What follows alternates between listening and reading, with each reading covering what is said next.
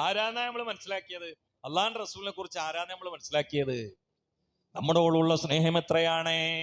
അതുകൊണ്ടല്ലേ അലി ഇബ്നു അബീ ത്വാലിബിനോട് ചോദിക്കുകയുണ്ടായി, അലിയേ, നിങ്ങൾക്ക് റസൂലുള്ളാഹിനെ കുറിച്ച് നിങ്ങളുടെ മനസ്സിലുള്ള സ്നേഹം എത്രയാണ്? റബീഉൽ അവ്വൽ വരുമ്പോഴുള്ളൊരു പാട്ടിൽ ഒതുങ്ങുന്ന സ്നേഹമാണോ? യാ നബിയിൽ ഒതുങ്ങുന്ന സ്നേഹമാണോ? പള്ളിയിൽ ഇരിക്കുമ്പോൾ സ്വലാത്ത് ചൊല്ലുന്ന സമയത്തുള്ള സ്നേഹമാണോ? വെള്ളം കുടിക്കുന്ന സമയത്ത് ബിസ്മി ചൊല്ലി ഇത്തിബാ നടത്തിയിട്ടുള്ള കേവലമായ സ്നേഹമാണോ?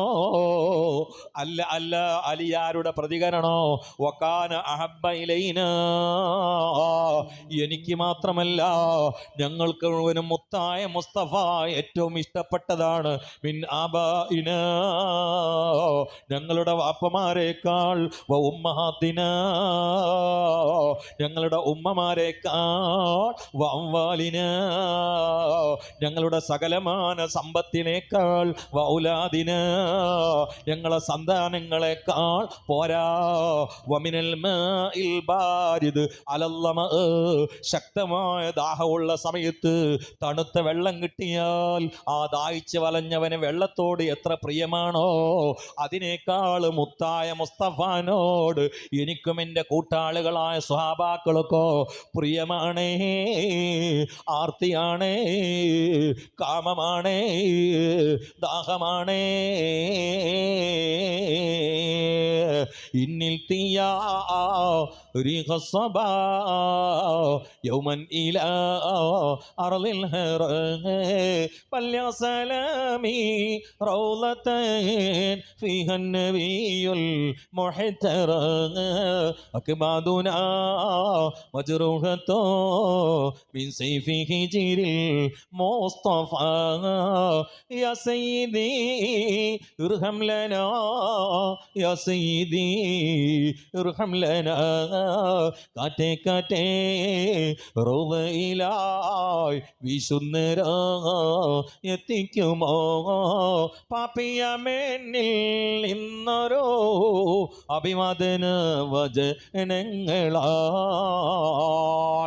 എത്ര ആളുകളാണ് പാട്ടുപാടിയത്, എത്ര പേരാണ് കരഞ്ഞ റൗളയിൽ വീണ് മരിച്ചത്, എത്ര പേരാണ് ഇന്നും ലക്ഷങ്ങളായി ഒഴുകുന്ന സ്നേഹവുമായി, കരകവിഞ്ഞൊഴുകുന്ന സ്നേഹത്തിൻ്റെ നുരയുമായി, കരയുന്ന കണ്ണീരുമായി, വിറക്കുന്ന ശരീരവുമായി എത്തിയല്ലോ എന്ന സന്തോഷാധിക്യത്താൽ ഭക്ഷണം മറന്നുകൊണ്ട്, പരിസരം മറന്നുകൊണ്ട്, നൊന്ത് വേദനിക്കുന്ന വേവുന്ന മനസ്സിൽ നിന്നൊഴുകുന്ന പ്രണയത്തിൻ്റെ കുടം പൊട്ടി അത് കണ്ണുനീരിലൂടെ ബാഷ്പമായി വ്യാഖ്യാനിച്ച് കവളുകൾ നനഞ്ഞുകൊണ്ട് മദീനയിൽ ഇരുന്നും നടന്നും നിന്നും കരയുന്നവര് ഈ രാത്രിയിലും എത്രയാണ്.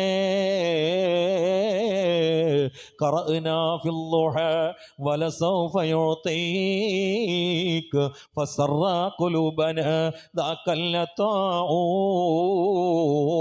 ഒരു മഹാനായ കവി പൂങ്കവർ പോയി റൗളയിൽ പാട്ടുപാടി കരയുകയാണ്.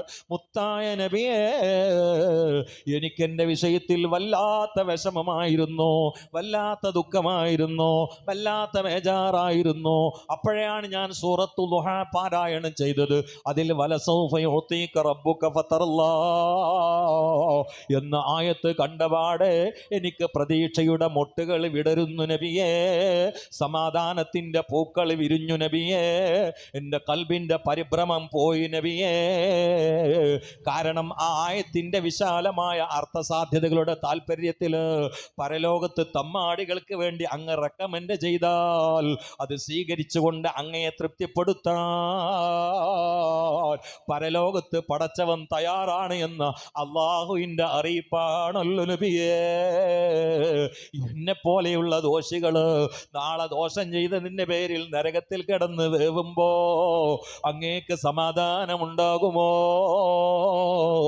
അതുകൊണ്ട് എന്നെ പോലെയുള്ളവർക്ക് നാളെ ആ റെക്കമെൻഡ് ഉപയോഗപ്പെടുത്തി അങ്ങ് രക്ഷപ്പെടുത്തുമെന്ന് ശുഭാപ്തി പ്രതീക്ഷ എന്നിൽ ഉടലെടുത്തപ്പോൾ ഉറക്കമില്ലാത്ത രാവുകൾ എനിക്ക് പോയി. ഇപ്പോൾ സമാധാനമാണ് നബിയേ.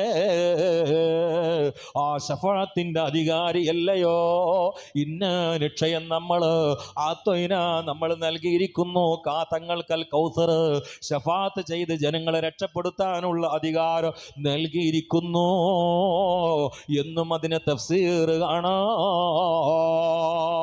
الشفاعة هب لنا في القيامة مشفقا واخلنا الله يا سيدي خير النبي الصلاة على النبي.